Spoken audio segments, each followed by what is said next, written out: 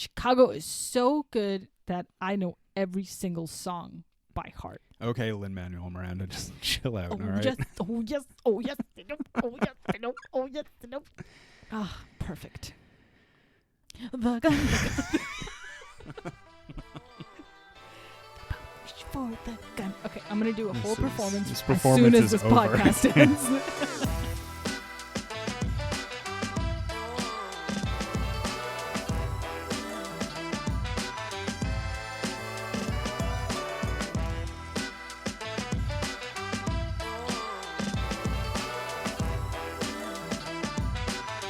You mean have it the normal way? Oh, I'm Pri. I invert the way I swipe on my mouse. That's right. It's because it's the regular swiping. Okay. Stupid. All right. No, the With your regular Mac way bullshit. is the way I do it, and everyone else is wrong if they think that's the other way. PC Master Race. Hashtag 2006. I don't know. It's pretty old. I don't know what you're saying either. This laptop can use sprucing. What are you talking about? You've just had it for a year. It feels like time has no meaning. Though that's true. It's not the laptop's fault, though. Yeah. Okay. All right, fuck it. I'll turn it up later. Okay. We're doing it live. Fuck it. Welcome to today's episode of What the Shit Is Up Next. Welcome to today's episode of Fuck It. We're doing it live. We're doing it live. You ever seen that clip of Bill O'Reilly?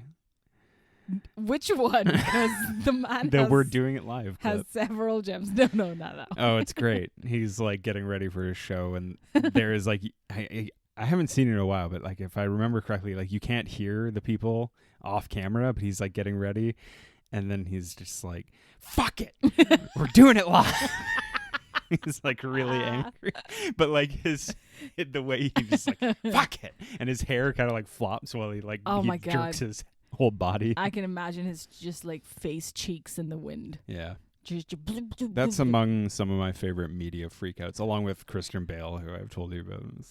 Oh, that was just uncomfortable, man. That was back in a simpler time. That is Christian true. Bale now would be like probably be ostracized in the industry for it, but back then it was just like, hey, this is a funny thing that happened. Well, now he might get more sympathy for kind of having any kind of breakdown on live television. Well, he was like kind of mean though in that clip to that guy.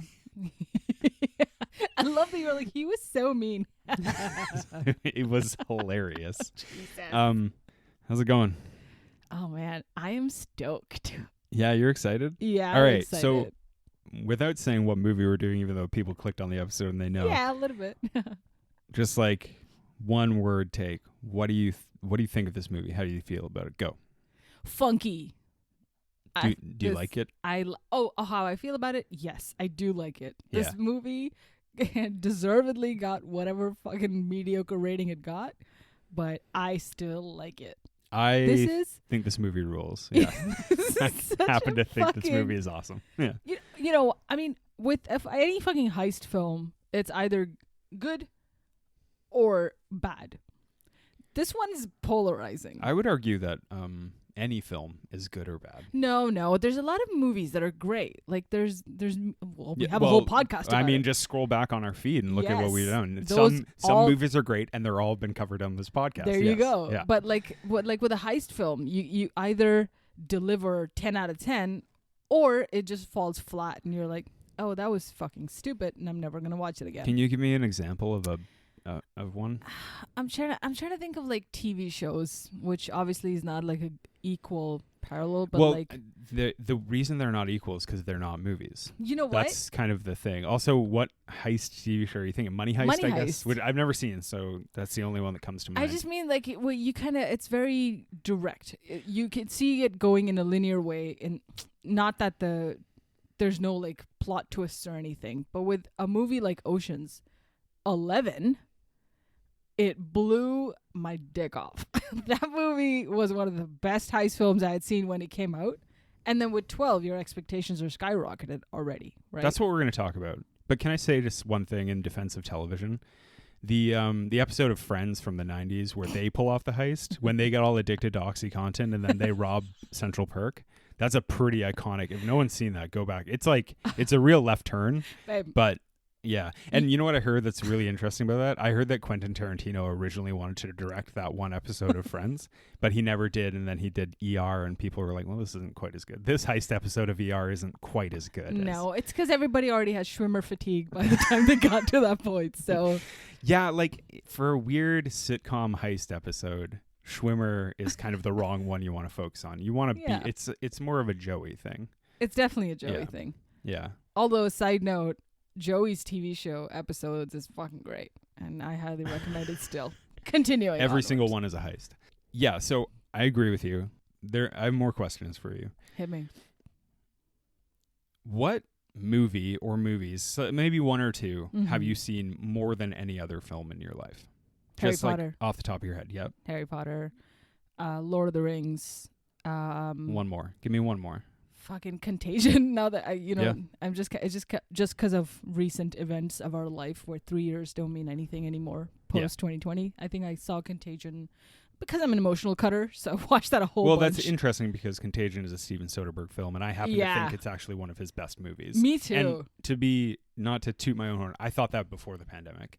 And I remember watching Contagion just as the pandemic, before the pandemic started, and I was like, holy fuck, I love this movie so much. And it didn't really, I watched it again in the pandemic. It didn't really shake me the way that it shook some people, or like it got rediscovered in a way. And I was always like, this was always such a good movie. Contagion is always an amazing film. Yeah. Now, the reason I ask you that is I do have one more for that list. Go on. Secret Life of Walter Mitty. Oh yeah. Movie we're going to cover. Yeah. In the future. Teaser. That's one of the best heist films I've ever seen. So the reason I ask is because I was thinking about it. As I mentioned in a previous podcast, I watched Oceans 11 and 12 on a plane. Mm-hmm. And when I was like clicking on Oceans 11, I was like, I mean, I've seen this movie hundreds of times. Do I really want to watch it? And every time I watch it, I'm like, this is one of the best movies ever made. Definitely. And besides maybe, it's hard to pinpoint. The movie I've seen the most ever is The Departed by a wide margin. For sure. And it's a toss-up between Ocean's 11 and like Fight Club and Lord of the Rings. Yeah. That I've probably watched, and Star Wars probably that I've seen the most. But Ocean's 11 is pretty high on that list. Star Wars, is that something that you like find yourself throwing on just to casually watch? Because I thought that was the question. Not as much. Okay. Not as much. Okay. But I've seen it just so many times. Also, it's been in my life the longest, right? Yeah. Yeah. But Ocean's 11 I've just seen so much, and it never gets old. No. And I do think like it's edging towards my top 5 of all time. Like every time I watch it, it's such an incredible film. It's truly. Definitely. And as this movie proved, although not in the way some people might think, it's impossible to replicate a film that good, basically.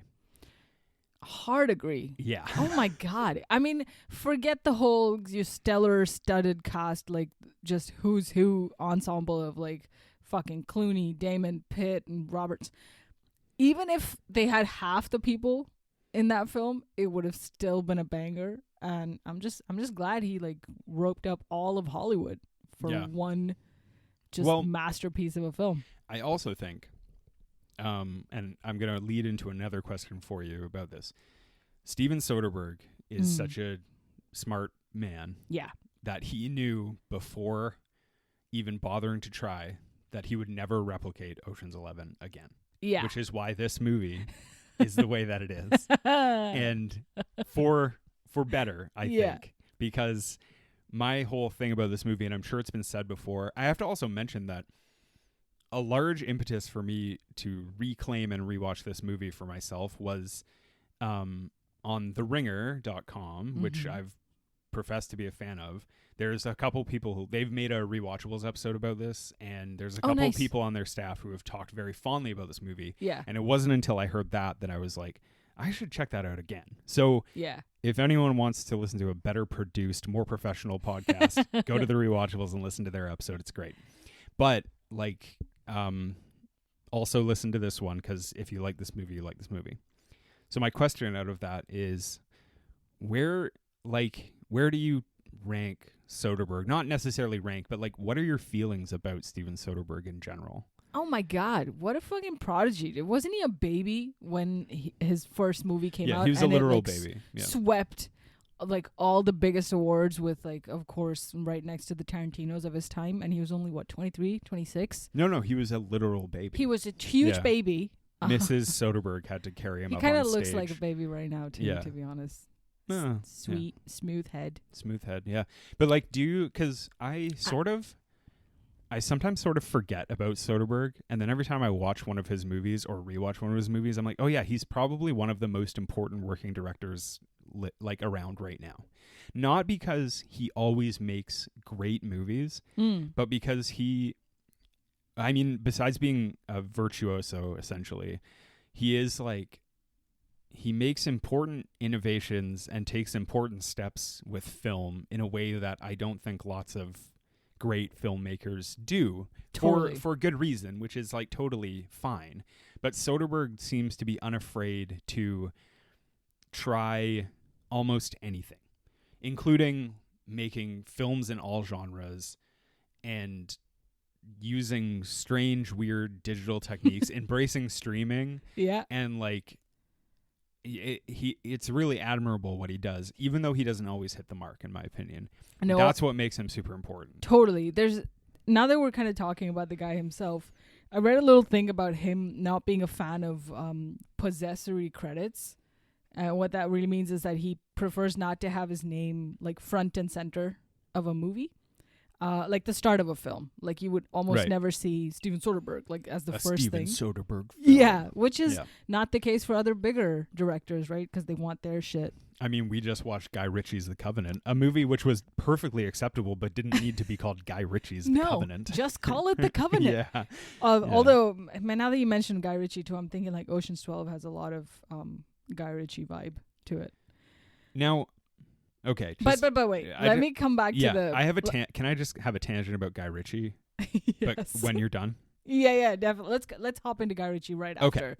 Okay, but coming back to Soderbergh's not wanting to like be his own brand is so unique and kind of freeing, because I know very recently we were talking about how A24 is just a brand, right?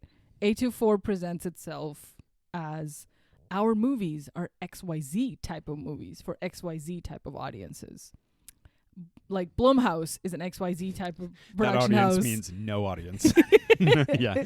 No, like they... So he's smart, because he's like, people get tired of brands and they switch brands, but I've never had a desire to be out in front of anything, which is why I don't take possessory credits, which I thought was fucking cool. Yeah. He's like, he just takes like cinematography credits on his feature films, and he also does it under weird names like Peter Andrews. Yeah, it's quite well known that he that is so cool. acts as his own DOP a lot of the time. And yeah, do you know why Peter Andrews? I think it was his dad's alias, or like given to him by his dad. Both his parents. Names of both his parents put together. Peter Andrews and Marianne Bernard for his mom. Something like that. Yeah. Fucking, that's cute. Yeah. Like all of that. And no, it's either that. Sorry, this might be some total disinformation. It's either that or he edits under a name that references his mother. Yeah. He editing credits under Marianne Bernard, which is of his mother. Yeah. Oh, yeah, he's that's what I mean by him being like a virtuoso. Yeah. Is like it's just the art, baby. Obviously, like I think there's lots of great filmmakers who are actually kind of like, I don't doubt they can do all of those things in ways, but they're also very famous for their constant collaboration with the same talent, like Scorsese and Thelma Schoonmaker. Yeah. Schoonmaker. Schoonery. Thelma. And like what's his name? David Fincher and Kirk Baxter and Angus Wall. You know, and David Cronenweth, and you know what I mean? Like they're kind of famous for working with the same people over and over. Whereas Soderbergh's interesting because he doesn't really write, it seems. No. I know he has some say, obviously, but he just makes movies out of these scripts. Like he's a true like pure director in that way, and he has like all this power over the look and the pace and all this kind of stuff. It's really amazing, and that's why I truly admire him. Even though the thing is like lots of his movies are okay. Yeah, they're all mediocre nearly, like before and after Ocean's 12. Well, I think a lot of his movies are better than people give them credit for. Like, yeah. I think he's made a lot of underrated, really good movies. Like Contagion is one. Mm-hmm. Side Effects is another. The Informant is fantastic. And then when he got into his like Magic Mike the thing era? that's really funny is like, do you know he announced his retirement in like 2013 or whatever? Really? Yeah. So Soderbergh, if I remember correctly, he was like, he was kind of fed up with the film industry and decided he was going to retire from cinema, which everyone was like, okay. He comes back and he makes The Nick, which, as you know, is one of my favorite television and things ever. And then he, like, this is like 2 years after he's like, I'm retiring. Then he comes back and makes, he comes out of retirement and makes something. He makes Logan Lucky. Which is a fine, totally fine film. But then he makes like 2 movies a year. Yeah. Because he's come out of retirement, quote unquote, to become one of the most prolific filmmakers of a generation. Mm-hmm. And I will say, I don't think he's made any of his great films in this period. No. But every one of them has been like a film worth watching. Yeah. You know? And still like in the cinemas and still kind of talked about like man, Magic Mike. Magic Mike, which I actually haven't seen. I had no idea that it was Soderbergh when it first came out. Yeah. So I was like, oh, what? Yeah. What an interesting I had no choice. idea that he directed the most recent Magic Mike either. Oh boy. Because have you ever read his viewing journals? No. What's it say? Oh, I mean, he just lists everything he's read, watched, or like kind of experienced like every day. And I was like, for last year, I was like, man, this guy really loves the most recent Magic Mike film. And I was like, oh yeah, he directed it. That makes sense why he would have watched it a bunch of times. Nice. But so, I will say though, like High Flying Bird is a perfectly excellent movie. It's just a Netflix thing. It's like shot on an iPhone 3 or whatever. Yeah. And then even I really liked of that era. I actually really liked The Laundromat. Mm-hmm. I thought I thought people were kind of hard on that movie because it's a very political film, and it's a weird way to like make a political movie. But I actually thought it was quite good. I think it was like a really well done, timely movie. But yes, I don't think he has made any of his greatest films lately. Not since. But I mean, I still love his work. You know. Hell yeah. Yeah. Which is, I like that about a director who doesn't have to be hitting a fucking 100. This is for cricket. Every single movie that he does. Yeah. He hasn't scored 100 wickets in a long time, but he could. All right. Yeah. This is just, you're hitting all the baseball terms proper wrong. Okay. But I like that not everything he does is for everyone, which is a mark of a good creator, artist, director anyway. So I also think like being a stupid fucking millennial, like I'm not as educated on like pre Aaron Brockovich Soderbergh. Like I wasn't that interested even in like Out of Sight or Sex, Lies, and Videotape, which I've actually never seen Sex, Lies, and Videotape, but I watched like half of Out of Sight and I wasn't crazy about it. But I do truly think Traffic is like one of the great films, and the way, and like being able to do Aaron Brockovich, Traffic, and Ocean's 11 in a row. Oh my God. That's up there with some of the greatest runs in film history. Holy shit. Because you're right. Aaron Brockovich, Traffic, same year, 2000. He got nominated for Best Director twice in the same and then year. 2001, Ocean's 11. Yeah. Can I go on my Guy Ritchie tangent for a second? Yeah, let's hear it. So you said, by the way, everyone, we're talking about Ocean's 12. This is Low Ceiling. I'm Jon, your Pri. What the fuck? Do not speak for me, sir. What's your name? It's all right. All right. So Guy Ritchie for a long time would have been up there in my least liked directors ever. Yeah. Until he was supplanted quite firmly by David O. Russell. I also like a lot of Guy Ritchie's recent movies. I think I don't like Snatch or any of his Cockney bullshit, but I kind of like Guy Ritchie now. I've turned around. That's the English 11. I think The Gentleman is an underrated film, and I think everyone should check it out. It's quite good. That is such a fucking bonkers take. I know. That you're not a fan of Snatch, or what about Layer Cake? How do you feel about that one? That's not a Guy Ritchie film. Oh, shit. It's a Matthew Vaughn movie. Oh, my God. Maybe you should My life do is a lie. your homework. Oh, now he tells me. I think he produced it. Yeah. So he had his grubby little hands all over that thing, is what I'm hearing. His grubby little English His hands. grubby little. Okay, I see Daniel Craig, and I assume he's in every Guy Ritchie thing ever. So I don't think he's been in any. every day is a lie. Go on. You want to hear an even more bonkers take? Tell me. This is a psychotic take. I think that the Aladdin movie with Will Smith was not bad. I never saw it. It was Wait, do okay. you mean the anime? No, like the No. live action one. Yeah. Huh. I thought it was good You saw a live action Aladdin film. in theaters. Who, Yeah. Who are you? Yeah. It was a different time, bro. Oh my God. Yeah. This is back when hope was alive and well. Yeah, and I truly don't think that's a bad movie. I know everyone like shit on it, but like I thought it was all right. They couldn't have picked a better person to play the genie than fucking Will Smith, and Huh. I thought he did a really good job.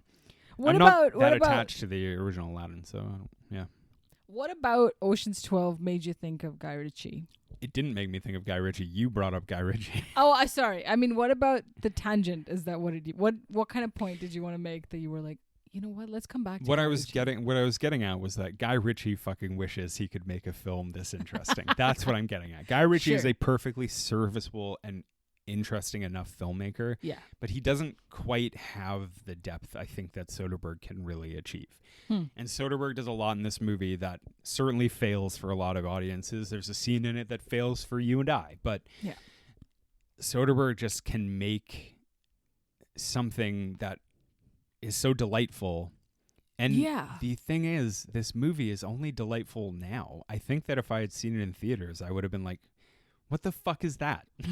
What do you mean? know. Like 2001? Yeah, 2004, when 12 came Oh, out. 12, right. Because, like, if you're expecting Ocean's 11, Yeah. you are going to be vastly disappointed.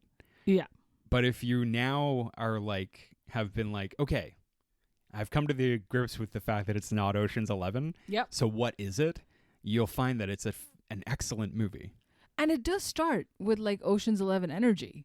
When the movie opens, Does it though? with Really? the opening scene with Brad Pitt and Catherine Zeta-Jones, the color, the conversation, the fact that he jumps out the window. yeah, Yeah. that is all very Ocean's. It's very on brand for the predecessor. So I don't know. After a while, I disagree. I think that this movie has a lot. The thing about Ocean's 11 is like they're very cool, and in this Yeah. movie you start to see their flaws a lot more as characters and as a troupe, and that's kind of what makes the fact that oh, you mean the fact that there's no motivation for any of the characters in this film? well there is not dying.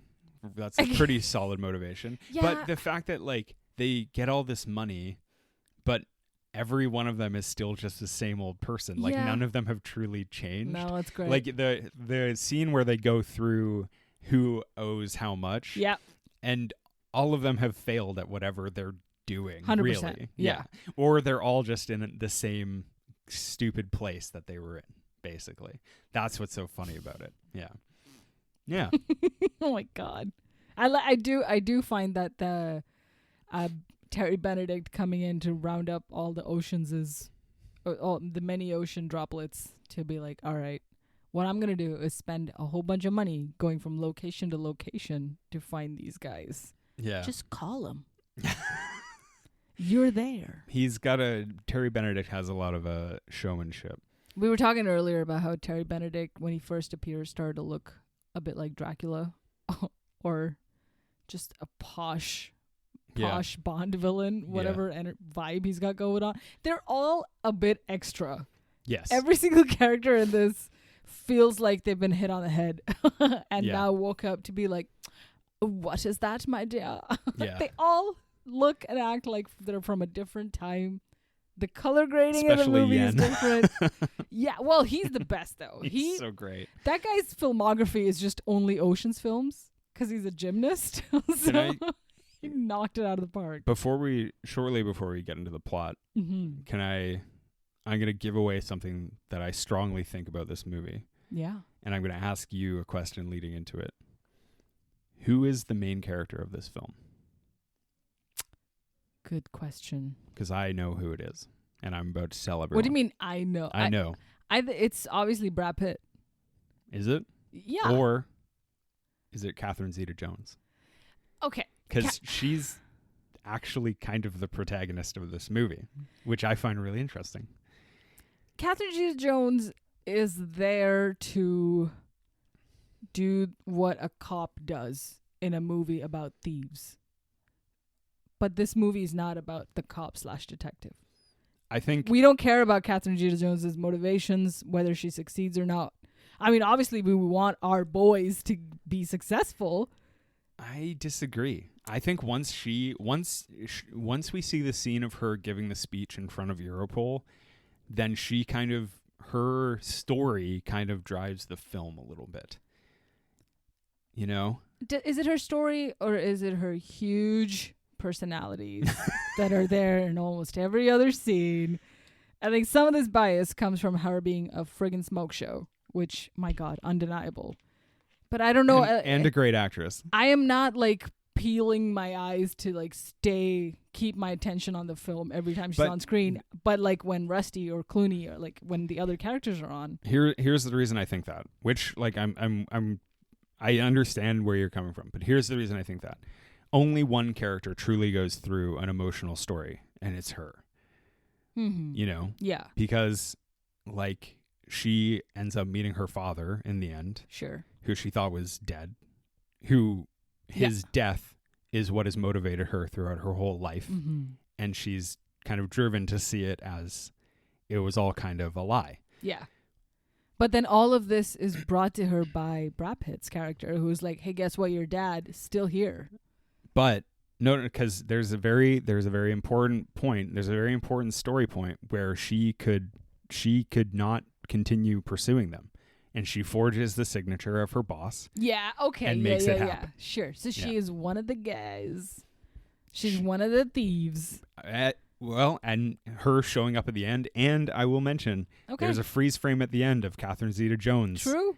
Yeah. I think she is kind of the main character of the film. Yeah. It's know? definitely not because, Clooney. So no, and I think Brad Pitt is kind of the antagonist to Catherine Zeta-Jones in this. Mm-hmm. I think everyone else is just a player. They're not really going through even. I don't think Danny and Tess really go through any sort of journey. No. And whether or not Tess is in this movies, it's kind of a throwaway joke. Like we don't even need most of these people. Well, she's not in it for a great deal of the film. So right? it's definitely not her. But as I guess the only other female character in the movie, sure, Catherine Zeta-Jones. I think she's fucking great in eats this up movie. a lot of the screen time, deservedly so. Yeah. That's my whole thing about this movie. All right, podcast done. It's been The Low Ceiling. You've been Pri. I've been Jon. You want to talk about anything else besides the plot? I want to mention that there's a really good interview with Steven Soderbergh about this movie. Yeah. Where he calls it one of the biggest budget stoner movies of all time, which is great. And he professes that this is his favorite of the Three Oceans films, which is an incredible thing. He says something that I thought was really interesting, that I thought was relevant to you and I. Lowly, the Steven Soderbergh of podcasts. He says something about the interviewer asked him about things that influenced this movie. Yeah. And as we know, Steven Soderbergh watches and reads so many things, and he brings up all of these like films, these older films from the 60s, and the interviewer says like, wasn't that like kind of like a flop at the time? And Soderbergh says, he's like, this is the problem with filmmakers sometimes. We end up being influenced by things that were not successful or liked, but that we thought were great. Yeah. And that's kind of what we do here, too. Of course. Yeah. Because I know we mentioned this on earlier podcasts, too. There are some films that creatives make for the audience and some that they make for themselves. And Ocean's 12 is definitely a movie for Soderbergh.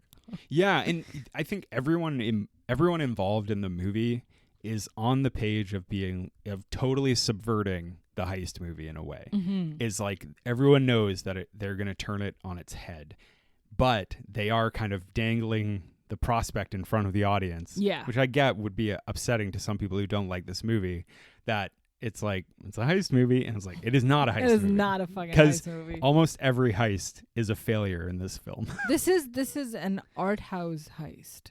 Yeah, You want to talk to me about the plot? I do. Hit me. Well, we gotta pay homage to our guy, Scott Conn. Scott Conn, who plays He's- himself in every He's made movie he's ever done. He's made a couple appearances on this pod, and never has he let us down ever. Not and one time. This might be his best performance. Oh, definitely. He's awesome in this film. I feel like the lower his hair height gets, the better his performance Definitely, gets. 100%. Just in a movie where Scott Conn is, if he's ever bald, whoo, You're gonna Oscars, get a hell of a performance. Yeah. Get ready. So we open with 3.5 years ago. Rusty comes home late at night to get into bed with a sleeping Catherine Zeta-Jones, and she mentioned she was investigating a heist, and she gives some details, and Rusty jumps out the bathroom window. We found hair, Yeah. and we know the shoe size. And he's like, "That's great, honey. I'm just gonna go take a shower." And he's fucking gone. Jumps out the window.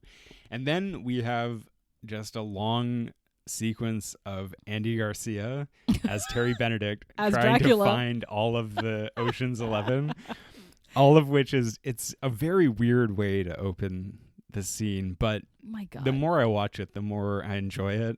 What is with fucking Andy Garcia and the, what do you call that? An ascot? An apricot? The kind of tight. Apricot? Yeah, I don't know. The apricot tie. He can pull it off though. Andy Garcia is a good looking guy. 1,000 degrees wherever they are. And every time this guy shows up in a 3-piece suit. And I mean, he lives in Las Vegas. He lives in a casino, so Yeah, that's true. it's probably chilly in there when It's he very needs it to be. intimidating. Yeah. Basically, he demands they give back the $160 million they stole with interest, which would come to around $198 million. Mm-hmm. Casey Affleck and Scott Conn, the brothers. Casey Affleck's getting married. They interrupt the wedding. Rude. Yeah. The wedding, the wedding dinner. The bride is never mentioned Nope. ever again. She Never. does not come back. No. They're like, your marriage is over, bro. Okay, Yeah. good night. Yen, the grease man, is Yeah. he's, Master gymnast. just his whole thing of just having a giant house, Yes. dressing like a really bad rapper, Hell yeah. and having a model for a wife and stuff is so Perfect. funny. And it's he this is ideally how people should spend $20 million that they've stolen. 100%, yeah. And he's the only guy. Everybody else is just living their normal lives, getting married or washing their hair or whatever the fuck. So Danny and Tess live a quiet life in Connecticut, which Mhm. Danny obviously hates, and Tess isn't too fond of either. Frank owns a nail salon. Bernie Mac, rest in peace. Bernie Mac, who in Ocean's 11 is one of the most underrated roles in the entire film. Oh yeah. Bernie Mac is so good in Ocean's 11. He has some of the best scenes, and he doesn't get as much credit, but every scene he's in that movie, go back and watch it. He's so funny. He is so funny. Speaking of Bernie Mac, he's when they find him, he's in a salon getting a foot massage, and these Andy Garcia and his two thugs come in, and they're like, "Excuse me, lady," and then they take over the foot massage. Why are they touching his feet? The thing moves behind a wall, and you just see Frank's head, and then he opens his eyes and sees them. He's like, "You can take your hands off my feet now." Yeah. First of all, It's so funny. And then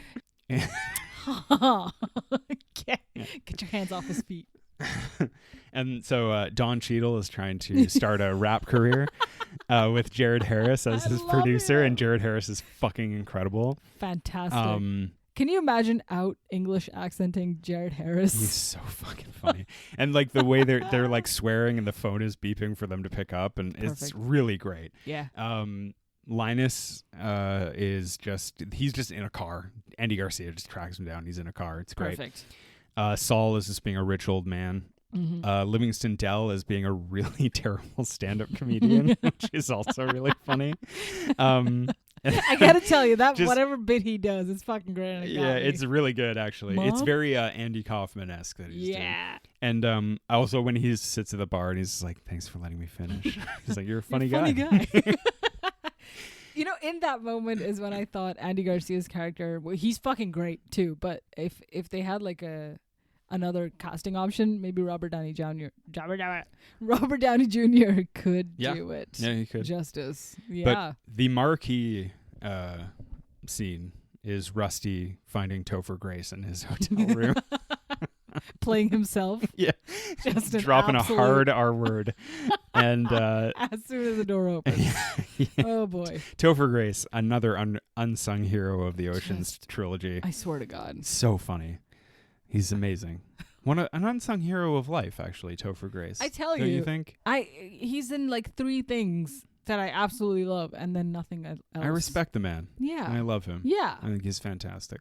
Be in more things, Toph. Yeah. You know what? We already reclaimed the career of Ashton Kutcher.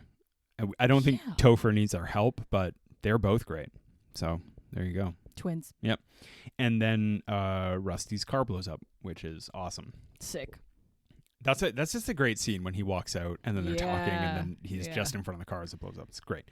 And then the scene where they kind of tally up who owes what, but they're all really sensitive about it being called Ocean's 11. That's what they're talking about. Who do they go when you have a question? Rusty. Yeah. It's great. It's great that none of them are on board. Linus is like whole sensitive. He's like super sensitive about everything. It's so good. Guys, And as an organization, I don't think we should be making fun. Shouldn't be calling people by that word. yeah, beautiful. Are you doing a telethon we're not aware of? Like I was telling you, I'm so happy this movie I watched with subtitles on, because there's a lot of mumbling. There's a lot of talking over each other that happens all the time, and those are some of the best. That's some excellent banter that you miss if you don't have subtitles on. So Yeah. it's great. I think when I think it was like the first thing I talked about when I got off the plane when I came home from Italy was the scene where what's his name? Ruben asks who's on the $100 bill, and you could just hear George Clooney off screen be like, John Travolta.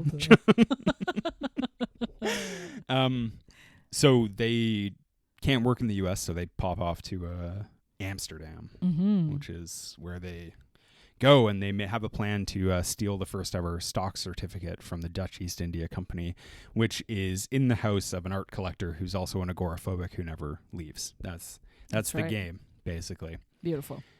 And essentially, their plan is they eventually figure out they have to raise the house from under the canal so that Don Cheadle, Basher, can shoot an arrow through a window and get a little finger pokey thing to hit the code, and then they can get in and steal it.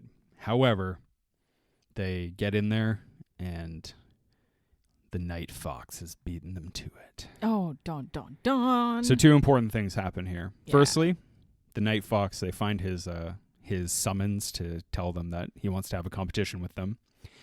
And Catherine Zeta-Jones realizes that this idea to raise the house was one that she told Rusty about a thief named Schumann who did it twice.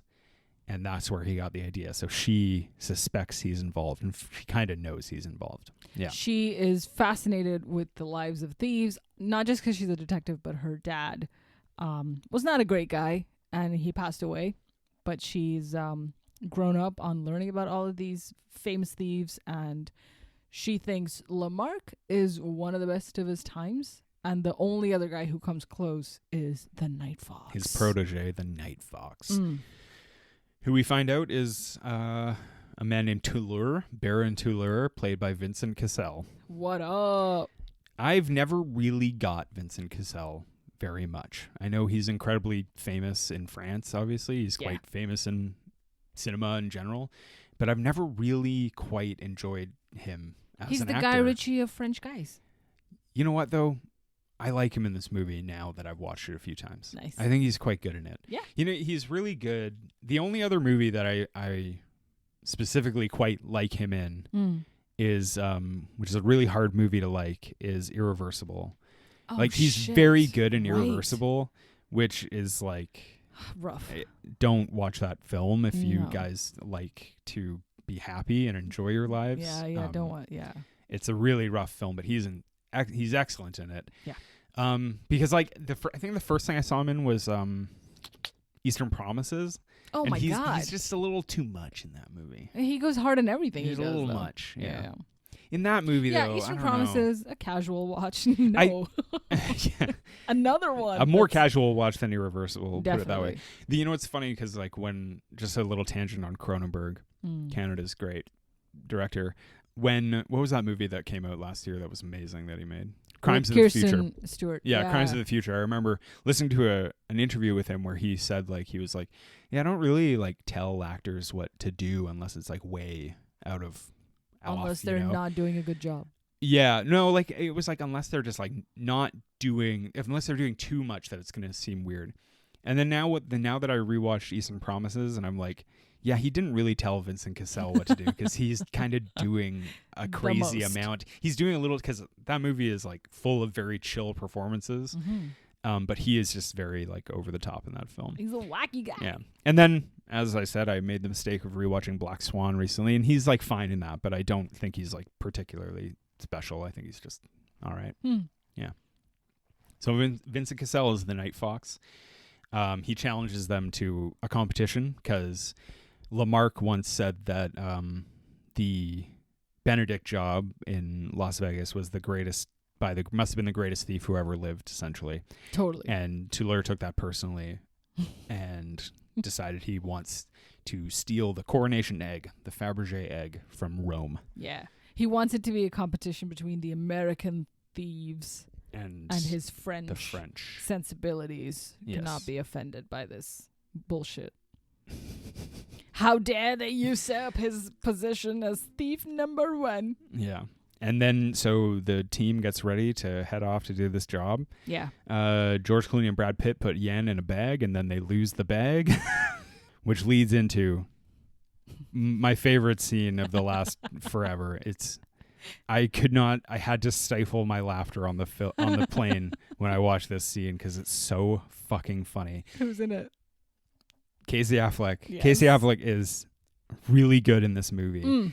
And just the way he delivers the line to Scott Connery is like, how many football teams do you know that are fielding 50-year-old men? They're bickering back and forth. Like, just, it's so perfect. I want to see more of that. Scott Connery, he's like, why do you gotta he's doing the knife. How old do you think I am? 48? 48. You think I'm 48? 52? No, he doesn't say anything in between. That's what's so good about it. He's like, how old do you think I am? He's like 48. And then there's just a long pause. And Casey Affleck never breaks eye contact. And then he's just like 52. And then there's the line that Rusty says about being mysterious, which is fucking fantastic. And then capping off with George Clooney asking Don, she was like, how old do you think I am? He's like, no, do you think I'm 50? He's like, yeah. But only from the neck up. Only from the neck up. Yeah. It's beautiful. So funny. Just go watch it on YouTube. We're not as funny as that scene is. It's amazing. But anyway, from there, and we're just going to hop right to the spoilers. Basically, from there on, they are long conning the Night Fox. Yeah. And this is possibly what makes this film so divisive is everything you watch from there on is a con. Yes. To the audience and to the Night Fox, basically. Really, the con all along was to deflect Catherine Zeta-Jones into a different direction. From scene 1, since Brad Pitt's been pursuing her, knowing full well that she's a detective, maybe that's also part of the con. Who knows? Well, the con is to eventually, like, they steal the egg, because when they're in that train station, they're not going to Rome. They're going to Paris, where the egg is, to get on that train to go do that, right? Yeah. And so that's what you don't know. And then the con after that is basically to have a fake egg swapped in that the Night Fox will steal, and also play it out so that Brad Pitt can bring the egg back to Lamarck and his daughter to Lamarck as well. This whole portion of the not Brad Pitt's daughter, Lamarck's daughter. Lamarck's daughter. This whole portion of like heist in a heist is very like it was a dream all along. So that is why I feel like a lot of the audience is like, well, what the fuck? Then nothing is real, and what we're seeing is all bullshit. So the honesty with which Ocean's 11 was delivered, everything is unfolding in front of your eyes in real time, and it's like watching a magician live. You know there's a trick, but he's there the whole time, and you want that kind of delight and surprise. In Ocean's 11, though, they don't leave you hanging Never. for so Not long once. without understanding what's happening. Yeah. The actual reveal in Ocean's 11 is much quicker, whereas in Ocean's 12, you're hanging for about 40 minutes. Yeah. While you're seeing all sorts of different things go wrong, and the characters acting. This is one of the problems. This is something I think I heard this on John August's podcast, Script Notes, where they were talking about writing, where there's like, in like 50% of all action films where people are like, oh, he wanted to get caught. If you think back, it's always kind of like, well, why was he acting in certain ways if the plan was to get caught all along? Yeah. And it kind of is like, well, I don't know. Like it sometimes doesn't end up working. Switcheroo. And the scene that I think of in this that I don't think works is when after they're arrested outside of the gallery, which is funny because they're like, they bang up and get ready for this heist, and then 3 of them are arrested right away, which is really funny. Yeah. Which is kind of the subversion of the heist film, is that it just falls flat on its face. Mm-hmm. But the scene that doesn't really work is when Linus, Scott Conn, and Don Cheadle are trying to figure out what to do and to get Tess involved. Yeah. They wouldn't really why would they act that way in private if they all know what was happening? Especially Linus, because he stole the egg. Act what way, though? I feel like they didn't really address much about the other members of their team being in prison. They were just like, what do we do now? What are the next steps? Like, it was... Of course they do. The whole thing is them trying to work out a con, and the answer is always not enough people. That scene is always like, could we do this? Not enough people. Could we do this? Not enough people. And the best one is what about this? We can't train a cat that quickly. Also, not enough people. Okay. So the thing is like, we're watching them in private. They all know what's going on. Yeah. Especially Linus. But they're acting so that truly doesn't work. But I don't care. It's like a weird audience, what are we to do? Even though they know the whole time. Can I give like a better counter example, which I actually think is a good job of he wanted to get caught all along? Yeah. The Dark Knight. Okay. Yeah. Joker wants to get locked up in prison. However, I think in that movie they do a good job of, and Christopher Nolan is not well known for having the most tight, non-plot hole scripts in the world, which again I don't care about either. Mm-hmm. But what I think is good about The Dark Knight in that sequence is like, there's enough plausible deniability to kind of be like, getting locked up for the Joker may have been plan B. Right. He may have figured out what he would do in the case of he got locked up, but I don't think that was plan A. And whereas in this, plan A has already started in the train station, and that's really kind of the only plan that's going. And Linus, Scott Conn, and Don Cheadle wouldn't logically really be acting that way if everything is kind of going to plan. I wonder if maybe the original plan was that only Clooney and Rusty would get caught and not all friggin' 10 members. Hold on. Maybe I take that back. And here's the reason why. Albert Finney, Lamarck, who is revealed to be Lamarck, he does say that everything you do, you should assume that the Night Fox has you under surveillance. Yes. So maybe they're all playing it out because of that. Maybe that's it. Aha. Yeah. Right. So they have to stay in character that, oh no, we've been confounded at all stages. All right, I take everything I just said in the last 20 minutes back. Boom, this is the greatest movie ever made. Yeah. You know what? Turns out it's the greatest film ever made. Yeah. The biggest disappointment for the audience, and maybe not disappointment, maybe a little bit more of a betrayal compared to Ocean's 11, why that was loved and this one not so much, is that in Ocean's 11, the audience is part of the heist. You are part of the Ocean's team. You see what's unfolding, you're told what's going to happen, and then you're there when, you get the money.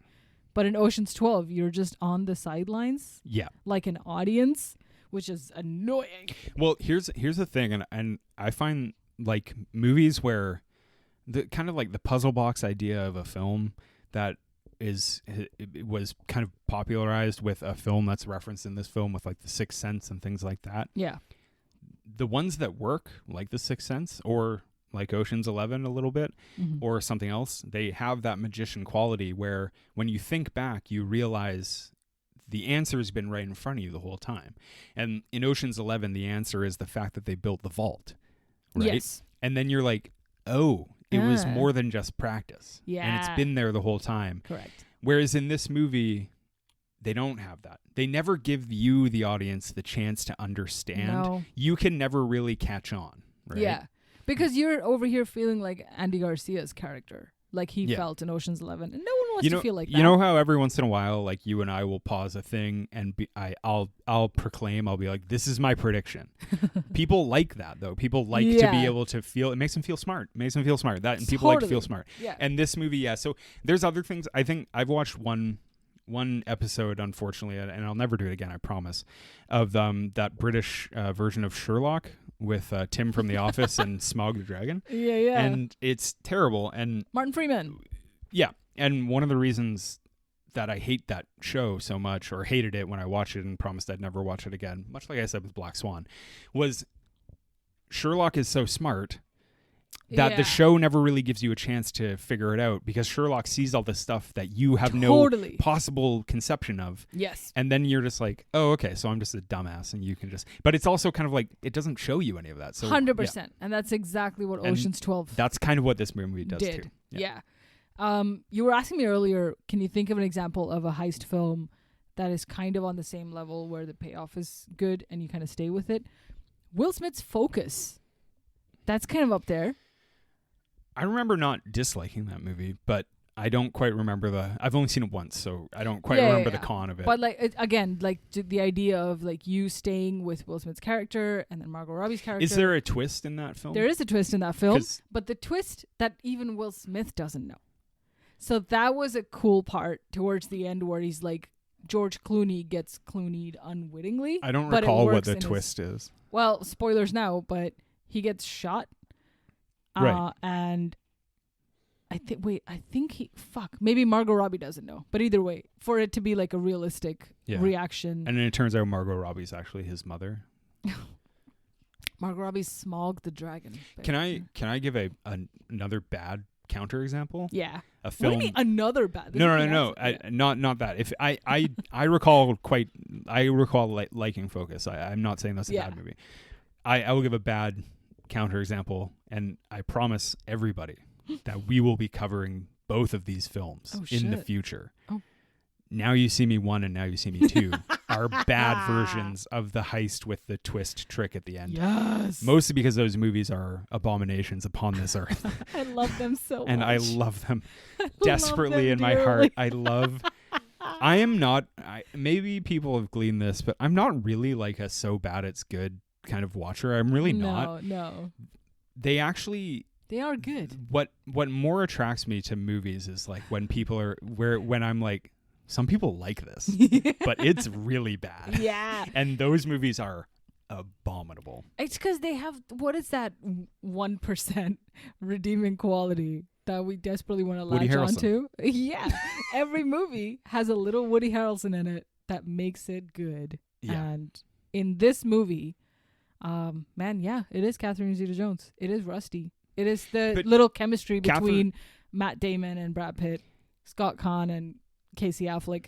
Catherine Zeta-Jones, the thing that's important, which this movie I actually think wouldn't work without her performance and without her character, is she provides an emotional core. That's it. Yeah. Because like I think some mistakes that people make when they're kind of like criticizing films or trying to write films or trying to write things is that they think that like if everything is tight and the plot is well put together and constructed, then that means it's a good story. But actually storytelling is about invoking and evoking emotion. Yeah. And you can't really have a story without some sort of emotional journey or emotional core to it. Definitely. And that's why I kind of forgive a lot of the issues with this movie. Because in the end, when Catherine Zeta-Jones realizes her father is still alive, it's actually quite touching. Yeah. Which is kind of a rare thing. Soderbergh, I don't think, is like a very emotionally focused filmmaker, but he does enough in a lot of his movies that it's like, yeah, I really care about this moment here because of the way that this character is acting.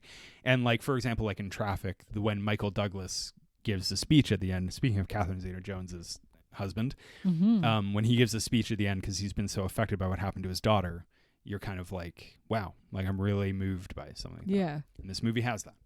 All right, moving on. Enough of that. Beauty. Michigas. Basically, everyone gets arrested. Danny, Rusty, Livingston, all 10. Casey 10. Affleck's character, Mhm. Ruben. Not all 10. Not quite yet. And then so all we have left is Damon, Scott Conn, Don Cheadle, and they're trying to figure out what to do. And they decide to bring Tess in because she looks like a very famous actress. And this is where the movie also gets very zany and bizarre. But turns out I really like this aspect of it. This is the one scene that everybody fucking hated. Like of the Not me. naysayers who gave it a I downvote. I hate a different scene. Yeah. Oh God. Well, that's because you hate capoeira laser dance art form. This is why me and Vincent Cassell haven't made a famous friendship yet, obviously, is because I don't practice capoeira. Because you don't join him okay? in his dance ballet laser movement. I tried to tell him, I was like, I love it when your friend beat the guy to death with a fire extinguisher and irreversible. I thought that was fucking amazing. Let's do that together. I thought that was awesome. I thought that was a feel-good film of the year. Yeah. Oh boy. That tunnel scene. Oof. Oh God. Yeah. Yep. Jesus. God, What a fucking bummer. movie. What a goddamn. Yeah. So they bring over, Julia Roberts, and they say she wants to look at the egg, and she's pregnant, and we got to hustle her in. And Matt Damon plays Glenn Snackwell. Hey, Glenn, snack bar. It's Snackwell. Saul Snackbar. Snack bar. It's. And then, but they're interrupted by Bruce Willis playing himself, which is hilarious too. Excellent. Yep. And he's just being jovial Bruce Willis, trying to chat with Julia Roberts and stuff. And then eventually they get all found out, and the con is over, and they all get arrested. Mm-hmm. And then the FBI shows up, and there's the woman who's in Succession, whose name escapes me right now, but she's excellent. She hasn't aged a goddamn day, apparently. No, she looks exactly the looks same, fantastic. like she does in current day Succession. Yeah, that's my apology for not remembering her name. It's just she looks great. She's made $10 billion on Succession, so she's okay. Yeah, and then it turns out that's Linus's mom comes to rescue them. That And- is my favorite twist. And Yeah. you kind of see it coming, obviously, that is some lady who knows him towards the end, at least when they're in the car together. And then he looks over, and for a second, and then it comes back to him like, oh my God, it's his mommy. Yeah. And that was perfect. Yeah. Yeah. And then Lahiri, Catherine Zeta-Jones, is following them, and then she sees Rusty's car careen off in a different direction and follows him, only to reveal that he's taken her to a private airport, and he says, you can come and meet Lamarck.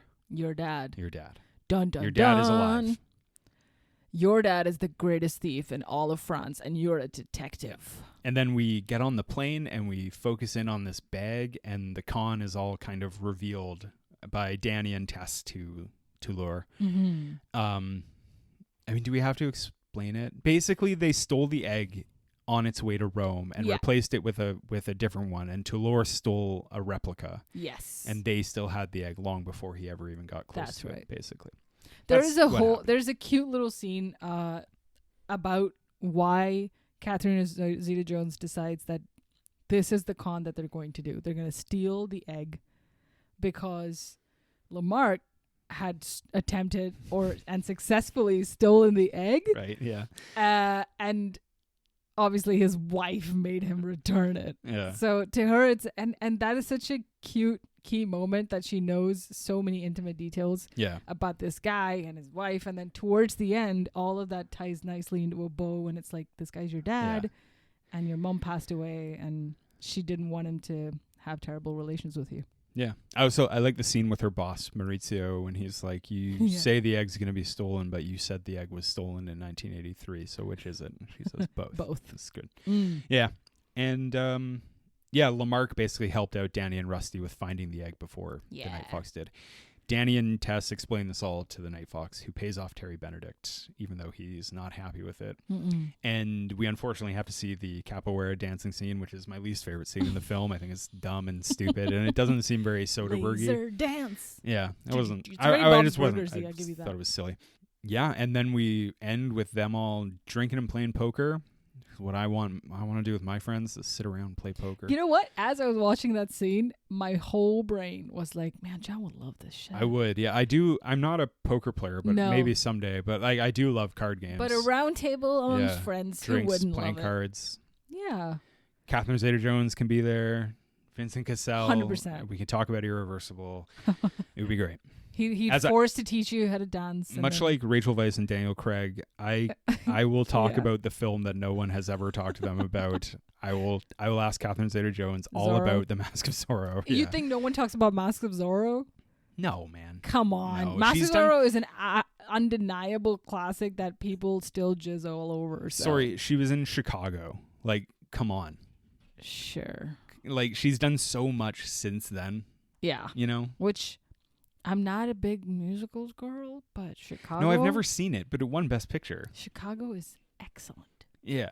Chicago is so good that I know every single song by heart. Okay, Lin-Manuel Miranda, just chill out, all right? Yes, oh yes, oh yes, I know, oh yes, I know, oh yes, I know. Ah, perfect. The gun. They both reach for the gun. Okay, I'm gonna do a whole performance this as performance soon as is this over. podcast ends. That's it. That is Ocean's 12. It is zany AF. Like I in said, parts. if you've only seen it one time, try to accept the fact that it is not one of the greatest films ever made, Ocean's 11, and try and see it in a new light. Yeah. Because there's a lot going on there. There's another quote from that interview that I really liked about that, what Soderbergh said about this movie. And it's very simple, but I was like, that's exactly what makes this movie great. He's like, there's a real playfulness to it. Of course. And that's what's fun about it. Yeah. And even though you're not part of the heist, you're still part of the gang. You still get to enjoy the banter. Lots of people point out that it's like the greatest hang film of all time. Definitely. Kind of, the chemistry is 100% still there. So yeah. But like the plan of the film is, I wrote this down. It's essentially like the speech that Nick Offerman gives to Channing Tatum and Jonah Hill in 22 Jump Street, where he explains how sequels work. That's basically what they were like trying to like. Yeah. The thing that I love about this movie is it's like it was almost so they kind of knew they couldn't replicate Ocean's 11, which is already an incredible foresight. Yeah. But then there's also things about this movie where it's like they anticipate how people are going to feel and then turn that around and comment on it within the film. Yeah. Already before it's even come out. And one of the scenes that I think is like the epitome of that is when Rusty says the quote about being mysterious. Like, because God, I want to find that line right now. I have it written down. So Matt Damon approaches him and says, have you ever noticed what Tess looks like? And he says, don't ever talk about that. Yeah. And then Matt Damon says, why? And he says, listen, it's not in my nature to be mysterious, but I can't talk about it. And I can't talk about why. And then he walks away. And then Matt Damon is like, ooh, which is so funny. But it's also like, that is kind of a meta joke about Rusty's whole persona. Yes. The fact that he thinks of himself as a person who's not mysterious. Exactly. Whereas in Ocean's 11, they totally build him up to be a very mysterious man. 100%. Right? Great point. There's also another like moment in this where you kind of hear a muttering of like Brad Pitt being like, "Don't touch my food." Yeah. Yeah. Yeah. Because obviously him and the whole trope with him always eating. Can I talk about that trope for a Yes. second? That is so annoying because he's not eating very often in films ever. He's only eating in Ocean's 11 sort of half the time. He does have a very focused in every time he takes a bite out of anything. He's the Burn sexiest. after reading. He's the sexiest eater alive. I'm I'll give telling him you, that. like Yeah. I think he's unfairly characterized as the most eater, as is maybe Ryan Gosling as someone who doesn't eat at all. Like, yeah, but that thing of like Brad Pitt always eating is kind of a lazy internet thing where it's just like, have you seen the 50 movies he's been in? Well, he's probably eating in like 7 scenes. But those 7 scenes are so memorable. Not eating in Fight Club. He's like 100 pounds in Fight Club. He do be eating in Fight Club. I have to say, in Ocean's 11, when he's eating the shrimp cocktail, I am like, I can want eat that I can now. Eat. Yeah. Man. Oh, man. But I just do think like it's so admirable the way they subvert all these expectations. But then they do take it a step further and kind of like comment on it in a meta way, and that I don't know, I really like that. I think it's like, I don't know, 100%. it's really cool. That's why it's worth talking about. Fuck yeah. And this is a fucking great movie. And Soderbergh's such a good director. Should I change my name? Oh, coming back to Chicago. No, just play us out.